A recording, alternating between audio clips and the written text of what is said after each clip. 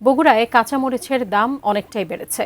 এ বিষয়ে আরও জানতে বগুড়ার রাজাবাজার থেকে সরাসরি যুক্ত হচ্ছেন উত্তরাঞ্চলের ব্যুরো প্রধান চপল সাহা।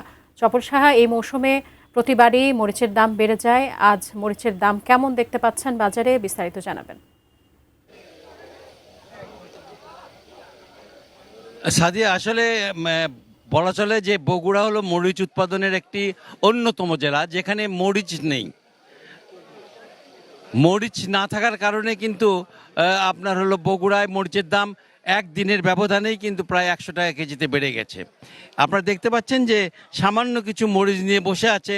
এই মরিচগুলো বগুড়ার মরিচ, এবং এই মরিচটা আপনার হলো আজকে 320 টাকা কেজি বিক্রি হচ্ছে, গতকাল ছিল 240 টাকা। এই যে মরিচের দাম বৃদ্ধি পাচ্ছে, এটা কিন্তু বলা চলে যে মরিচের যে মানে ক্ষেত, এই ক্ষেতগুলো পানিতে ডুবে গেছে। বগুড়ায় কৃষি বিভাগ সূত্রে জানা গেছে 5,540 হেক্টর জমিতে মরিচ চাষ হয়েছে, কিন্তু মোট কথা বলা চলে যে সেই অধিকাংশ জমি কিন্তু এখন পানির নিচে। ফলে আপনার হলো এই যে এখানে দেখতেছেন বগুড়ার মরিচ, গতকাল আপনার নন্দীগ্রামের জামাদার পুকুর থেকে তারা মরিচ আনতে গিয়েছিলেন 25 জন ব্যাপারী, 2 বস্তা মরিচ পেয়েছেন। 2 বস্তা মরিচ 12,000 টাকা মন, অর্থাৎ 300 টাকা মন তারা কিনেছেন। তাহলে বিক্রি করবেন কিভাবে? আমরা কথা বলবো মরিচ যে বিক্রেতা, মরিচের দাম এত বেশি হওয়ার কারণ কি? মরিচের দাম বেশি, গাড়ির তো আমদানি কম, গাছ মরে গেছে, মরিচের গাছ থাকতেছে না, বৃষ্টিতে নষ্ট হয়ে গেছে।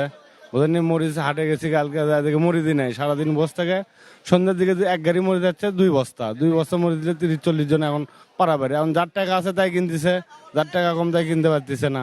এটাই আপনারা শুনছিলেন আসলে যে মরিচের দাম বৃদ্ধির পিছনে যে কারণটা, সেটা হলো যে মরিচ আসলে বগুড়ার যে আপনার সারিয়াকান্দি, সোনাতলার যে যমুনার চরে, যেখানে প্রচুর মরিচ জন্ম হয়, সেইখানেই কিন্তু মরিচ পানিতে ডুবে গেছে। আর এদিকে কিছু আপনার উঁচু জায়গা আছে, যেমন শাহজাহানপুর কিংবা নন্দীগ্রাম, সেই সব জায়গায় কিছু মরিচ আছে, সেগুলোও পানিতে ডুবে গেছে।